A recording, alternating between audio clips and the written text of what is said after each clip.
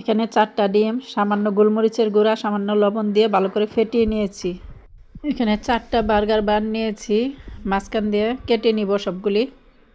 ডিমের ভিডিওটা স্কিপ্ট হয়ে গেছে, আগে থেকে বুঝতে পারিনি, সরি।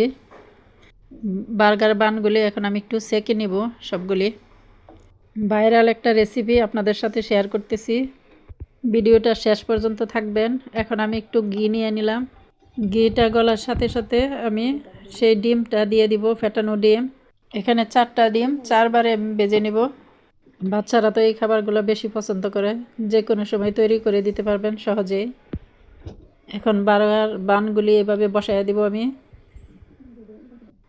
এখন উল্টায় দিব, এইভাবে উল্টায় দিব। এখন পিছনের সাইডটাও হইতে থাকবে। এখন সাইডগুলি একটু তুলে দিব, এই তো এইভাবেই সাইডগুলি তুলে দিতে হবে।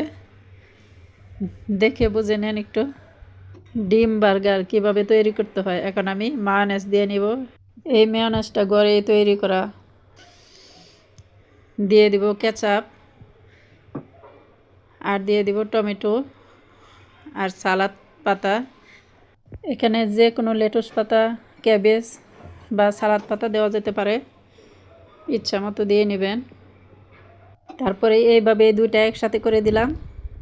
এই তো বার্গার হয়ে গেল। এক এক করে আমি সবগুলা বার্গার তৈরি করে নিয়েছি। এই তো রেডি বার্গার, দেখতে যেরকম সুন্দর, খেতেও সেই মজার। এখন আমি একটু কেটে দেখাচ্ছি ভিতরটা আপনাদেরকে। রেসিপিটা ভালো লাগলে অবশ্যই একটা লাইক ও একটা শেয়ার দিয়ে পাশে থাকবেন। এতক্ষণ আমার সাথে থাকার জন্য অনেক ধন্যবাদ সবাইকে। খুবই মজার একটা রেসিপি, ডিম বার্গার। তৈরি করবেন আর খাবেন। আল্লাহ হাফেজ।